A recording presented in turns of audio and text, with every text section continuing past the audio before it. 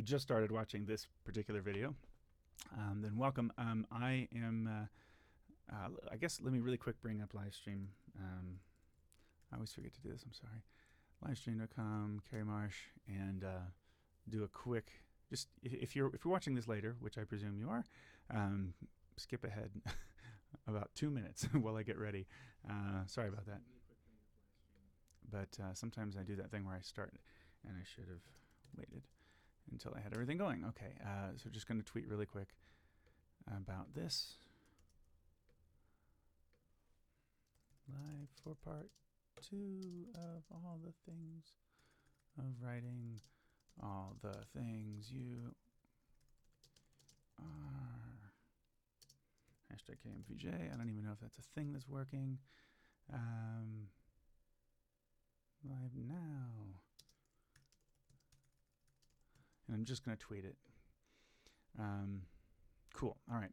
So, guys. All right. So here we go. I'm going to catch you up with where I am on all the things you are.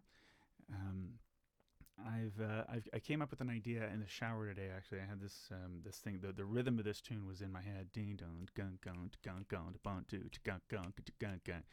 So that was in my head, and it occurred to me that maybe that could become a pedal, like there was a persistent pedal. And so since the bass is going to be floating, doom, doom, doom, like this, throughout much of the tune, that would actually be a really hip thing, a change to the texture. Keep the samba going, but get it cooking a little bit more in the drums.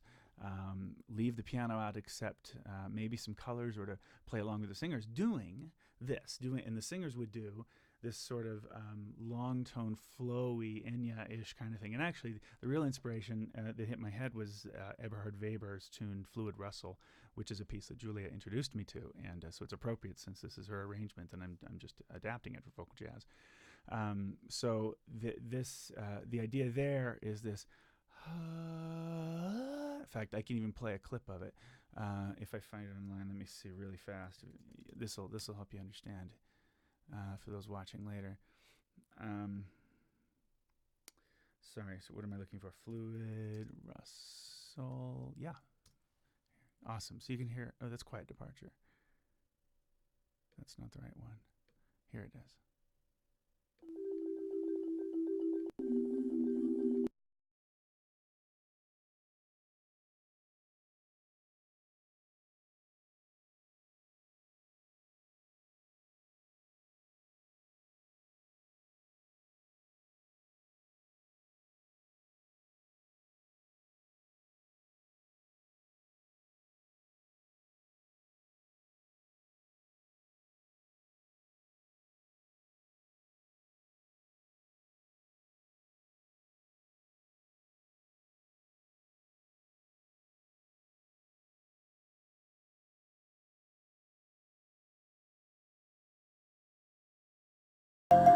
Isn't that amazing? So there's a real, similarity with what I'm going to try to do with this, but I'm going to use the R mine, and so she's already done all the things you are mine, and chord going into that. So what I'm picturing is you are mine, and then doom doom goom goom goom goom goom goom goom goom goom goom goom goom goom goom goom, and then right, just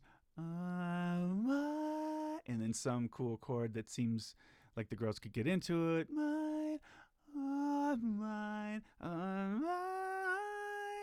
mine. Just a few of these long note things, and for really the whole length of not the whole length of the form of the tune. I'm going to do 32 bars of that, so it'll probably wind up to be something like 6, 7 of those licks, maybe something kind of asymmetrical. We'll see, and then I'll write a still pretty flowy soli over the form of the tune before coming in with "You Are the Promised Kiss of Springtime." But the thing about this chart is it's going to be a level 5, absolutely, because it's going to have it's going to be completely through composed. I don't know that I've repeated anything. It's going to go all the way to the end. So 4.5 minutes, pretty just solid singing. And it's going to be through composed. So this is going to be a very, very aggressively written chart for Fairview High School's Age of Guinevere, and with the part tracks and with consistent writing and with good voice leading, It'll sound amazingly challenging. It'll be really challenging, but actually, I think they can attain it. With the tracks that I'm going to give them, with Julia singing all these parts, it's really, really going to be special. And I'm so super excited about this right now. So you can see what I'm doing. Let me get a drink. But you can see what I'm doing here. I just put this intro. So we've already had that in the setup.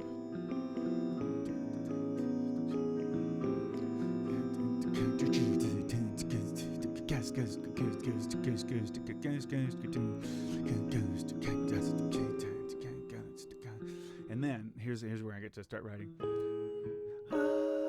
The promised kiss of springtime that makes a lonely winter seem long. So that'll be that harmony, and then you are the breathless ocean feeling that, and then trembles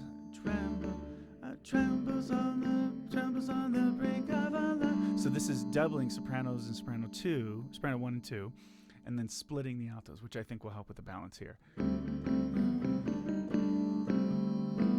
So at least it's consistent with voice leading on that crunchy stuff. So I think that'll have a good effect. And then you are didn't finish this. And then the lights are star, the dearest things I know. So we've been paying a lot of dues there. Let's have a little breather. So that much of it, at least we get to keep together in unison. The dearest things I know are what you are. So we get that voice saying, and then and some. Now, let me talk about this choice that I had to make it someday. And some. I'm moving the sopranos together, so there's some motion, and it's consistent within the sopranos section. But I'm leaving the altos. Now, why would I do that? Well, if I did, that would be the voice leading if I moved the altos, if I've got them on an E flat 13 sus, which I wanted. I didn't want, that's pretty old sounding. This is hipper because of the half step, but I'm going to be nicer to the gals and not let them do that. So it's just going to actually be, and someday. So that getting to day is kind of a thing, but I also didn't want to do a day, which would have been someday. That would have been the easier move, is to go some up a half step for the basses, alto 2 and up a major third. I had to go ahead and let the basses, alto 2s go ahead and do that jump, even though it's challenging. They'll have to work it out because it's the hipper thing by a lot. So my arms will hold you. Kind of cool, nice 1, 2, 5 grip that they can get to there, and then and then here's this in the harmony.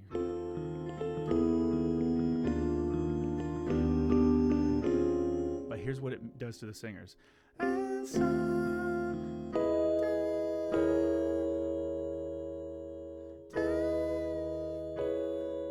Should I do that?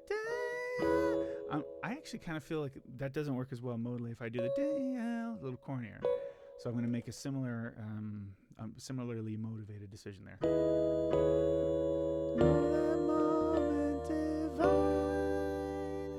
See how I get there? And there's a little cross voicing. And no, because I didn't want to and make the sopranos come down here. Too big of a jump. I'll let him get there in a second after a breath. But in one phrase, I kind of don't want him and everybody has to jump down. Disastrous. So instead, we have them hold out no quietly as in a background. So in fact, let me write that. I'll go ahead and give them I'll write piano. No. And then, I'll write piano there, and I'll write it here. And I'll say mezzo forte. So really to make the clear point that I want the alto 2s to bring that melody out for a second, and since they are suddenly getting the real melody, day out, know that moment divine, I think that's a pretty clear way to do it. And then all whatever dynamic level. So no things you are. I'm having trouble with my location here. Okay, there it is. Cool. So then all the things you are, that should work. And then, okay, so now we go, so, strong, well, all the things you are.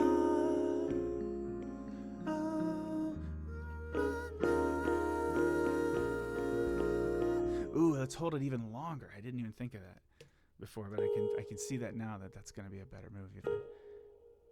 Let's see, how long can we go? And this will introduce what we're about to do anyway in the next section. So we're transitioning, and if you actually don't know Julia's arrangement, you might think that this is just what it does or how she sings it and holds it that long, and she doesn't hold it that long. I transcribed it, but I think it seems natural.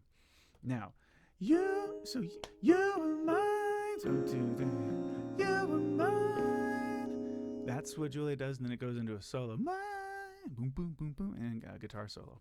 In our case, so we're here.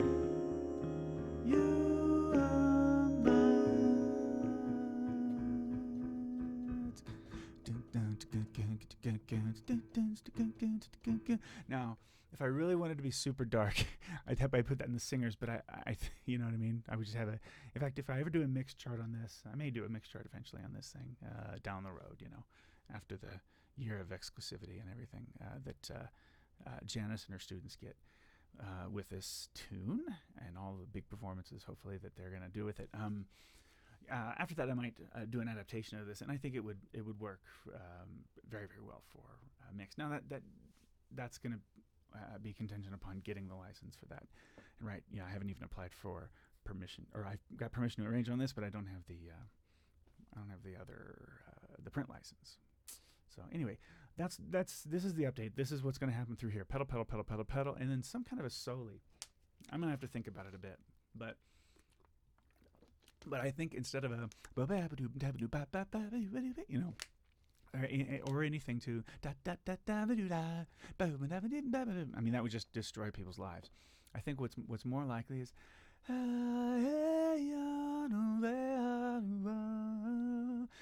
with chord changes. So figures like that I think will sound nice.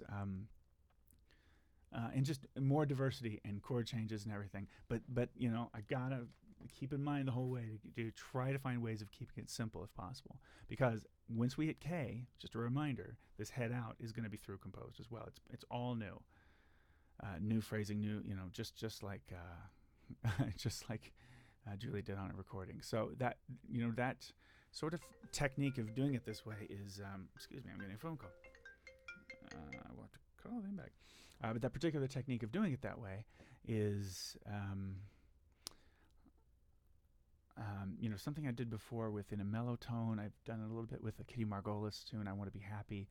And it's an interesting, I think, way to write a vocal jazz chart, to basically write the whole thing kind of underneath the phrasing of a great jazz singer. So it gives the ensemble a good sense of phrasing as well. So I think what I am going to do is just give you these updates once in a while on this tune, maybe one or two more before the whole thing's done, just to let you know how things are going. But at the moment, I'm gonna not write everything on camera. So that's just this second update, and we'll be back with more. Thanks for checking in.